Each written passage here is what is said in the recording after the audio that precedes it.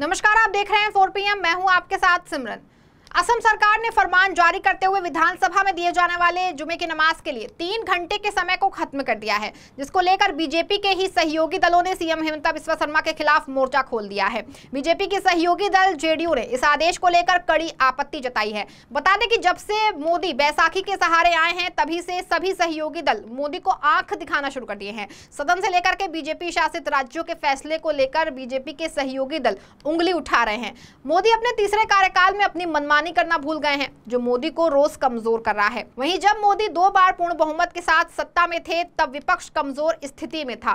फिर मोदी विपक्ष के साथ साथ अपने सहयोगी दलों की बातों पर अमल नहीं करते थे और जो भी करना होता था, लेकिन अब ऐसा नहीं हो पा रहा है, जिसका कारण मोदी जी की कमजोरी है और उसी का फायदा सभी सहयोगी दल उठा रहे हैं। आपको बता दें कि असम सरकार ने विधानसभा में शुक्रवार के दिन जुमे की नमाज के लिए 3 घंटे का दिए जाने वाला ब्रेक जो है वो खत्म कर दिया है। वहीं पहले जुमे की नमाज के लिए सुबह 11 बजे से 2 बजे तक सदन को स्थगित किया जाता था, जिसको लेकर बीजेपी असम प्रदेश ने सोशल मीडिया प्लेटफॉर्म एक्स पर लिखा कि सदर सादुल्लाह द्वारा असम विधानसभा में जुमे की नमाज के लिए 3 घंटे के स्थगन के नियम को खारिज कर दिया गया है। जब से सदन में जुमे की नमाज के लिए कोई ब्रेक नहीं हुआ करेगा। इस पर एनडीए के घटक दल जेडीयू ने कड़ी प्रतिक्रिया जताई है और इसे संविधान की भावना का उल्लंघन बताया है, जिसको लेकर बिहार के पूर्व मंत्री और जेडीयू के मुख्य प्रवक्ता नीरज कुमार ने कहा कि असम सरकार का फैसला संविधान के मानक के खिलाफ है। सभी धर्मों को अपनी परंपराओं और रीति रिवाजों को जीवित रखने का अधिकार है। असम के सीएम कहते हैं कि इससे काम करने की क्षमता बढ़ेगी। फिर मैं उनसे कामाख्या मंदिर में बलि प्रथा को बंद करने के लिए कहना चाहूंगा। किसी को भी धार्मिक प्रथाओं पर हमला करने का अधिकार नहीं है। वहीं मौजूदा समय में जेडीयू एनडीए का हिस्सा है। केंद्र सरकार में जेडीयू की अहम भूमिका है। दूसरी ओर बिहार में नीतीश कुमार बीजेपी के साथ मिलकर सरकार चला रहे हैं। इसके बाद भी जुमे की नमाज को लेकर जेडीयू का रुख बिल्कुल अलग है। ये अलग बात है कि असम की सरकार से जेडीयू का कोई लेना देना नहीं है और ना ही असम में जेडीयू की मौजूदगी है। जेडीयू के अलावा बिहार की विपक्षी पार्टी आरजेडी ने भी असम सरकार के फैसले का विरोध किया है। आरजेडी नेता तेजस्वी यादव ने कहा कि असम के मुख्यमंत्री सस्ती लोकप्रियता हासिल करने और सीएम योगी का चाइनीज वर्जन बनने के प्रयास में जानबूझकर के मुसलमानों को परेशान करने वाले काम करते रहते हैं। आपको बता दें कि तेजस्वी ने आगे कहा कि बीजेपी के लोगों ने नफरत फैलाने और समाज में ध्रुवीकरण करने के लिए मुसलमान भाइयों को सॉफ्ट टारगेट बना लिया है। देश की आजादी में आरएसएस छोड़ सभी धर्म के लोगों का योगदान है। हमारे मुसलमान भाइयों ने देश को आजादी दिलाने में कुर्बानियां दी हैं और हम लोग जब तक हैं तब तक कोई उनका बाल बाका नहीं कर सकता है। वहीं गुवाहाटी में एआईयूडीएफ विधायक मुजीबुर रहमान ने कहा कि हर शुक्रवार को हमें नमाज के लिए 1 या 2 घंटे मिलते थे। ये व्यवस्था 1986 से चली आ रही थी। लगभग 90 साल बीत चुके हैं। बहुत सारी सरकारें और सीएम आए, लेकिन उन्हें कोई समस्या नहीं हुई। हमें नहीं पता कि मौजूदा सीएम हेमंत बिस्वा शर्मा को क्या समस्या है। वो मुसलमानों को खत्म करने की कोशिश कर रहे हैं। वहीं आरजेडी नेता और बिहार के पूर्व उप मुख्यमंत्री तेजस्वी यादव ने कहा कि असम के मुख्यमंत्री सस्ती लोकप्रियता हासिल करने के लिए ऐसा कर रहे हैं और उन्होंने कहा कि भाजपा के लोगों ने नफरत फैलाने, मोदी शाह का ध्यान आकर्षित करने एवं समाज में ध्रुवीकरण करने के लिए मुसलमान भाइयों को सॉफ्ट टारगेट बना लिया है। कभी वक्फ बोर्ड का बिल आ जाता है तो कभी सीएए एनआरसी का बिल। ये लोग समाज में नफरत पैदा करना चाहते हैं। उन्होंने कहा कि जब तक हम लोग हैं, उनका कोई बाल भी बाका नहीं कर सकता।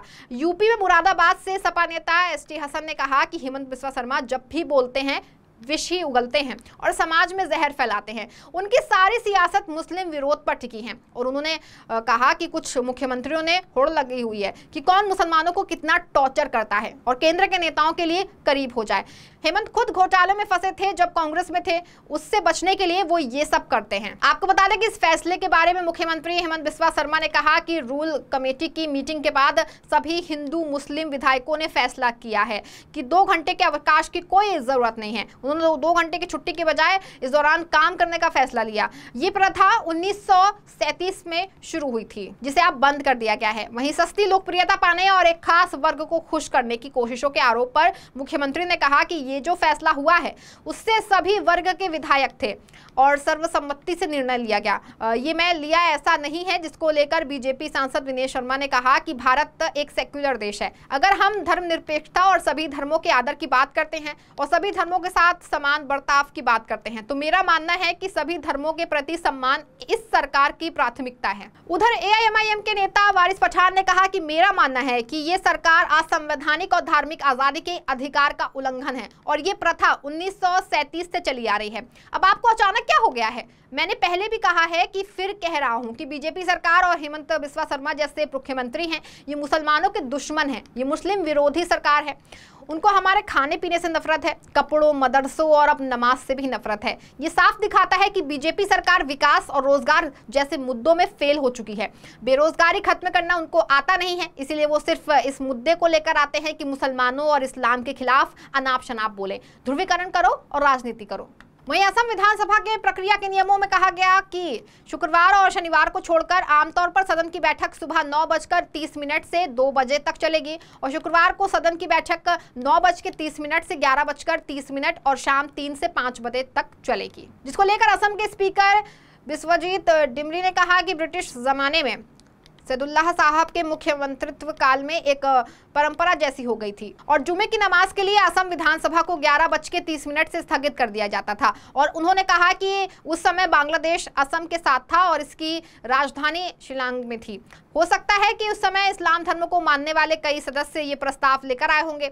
जब से मैं स्पीकर बना हूं, मैंने नोटिस किया है कि शुक्रवार को समयाभाव के कारण बहस नहीं हो पाती है। इसके अलावा अन्य धर्मों के लोगों ने भी प्रार्थना के लिए छुट्टी मांगना शुरू कर दी थी। मैंने बाकी विधानसभाओं की भी जानकारी ली और पता चला कि वहां ऐसी कोई छुट्टी नहीं होती है। यहां तक कि संसद में भी कोई ऐसा नियम नहीं है। जिसके बाद इस मुद्दे को रूल कमेटी के पास भेजा गया, जिसके अध्यक्ष वो खुद थे। वहां सर्वसम्मति से ये परंपरा खत्म करने का निर्णय लिया गया। मुख्यमंत्री हेमंत बिस्वा शर्मा मुसलमानों को लेकर अपने विवादित बयानों से सुर्खियों में रहे हैं। पिछले महीने ही हेमंत सरकार ने असम मुस्लिम विवाह और तलाक पंजीकरण अधिनियम एवं नियम 1935 को खत्म करने के लिए एक विधेयक को मंजूरी दी थी। इसकी भी काफी आलोचना हुई थी। वहीं इस कदम की भी असम सरकार ने प्रगतिशील कदम बताया था, जबकि मुस्लिम परिवारों में इस कदम को आशंका के साथ देखा जा रहा है। वहीं असम सरकार के इस फैसले का जमकर विरोध हो रहा है। वहीं इस मामले पर मोदी समेत बीजेपी के बड़े नेता बोलते से जो है वो बच रहे हैं। असम सरकार के फैसले का एनडीए के सहयोगी दल भी जमकर के विरोध कर रहे हैं। बता दें कि बीजेपी पर हमेशा से मुसलमान द्रोही होने का आरोप लगता आ रहा है। वहीं अब इस फरमान से साफ हो गया है कि बीजेपी धर्म की राजनीति करती है, लेकिन बीजेपी भूल जाती है कि भारत विविधताओं का देश है और संविधान में सभी धर्मों की समानता को लेकर बात की गई है। वहीं बीजेपी संविधान को किनारे रखकर अपनी मनमर्जी से एक के बाद एक फरमान जारी करती रहती है। वहीं अब सीएम शर्मा के आदेश का बड़े स्तर पर विरोध हो रहा है। वहीं अब देखना होगा कि भारी विरोध के बाद असम सरकार अपना फैसला वापस लेती है या अपने फैसले पर कायम रहती है। ये तो आने वाले वक्त में पता चलेगा। इस खबर में फिलहाल बस इतना ही। ऐसी तमाम राजनीतिक खबरों के लिए बने रहें और जुड़े रहें 4 PM के साथ। धन्यवाद।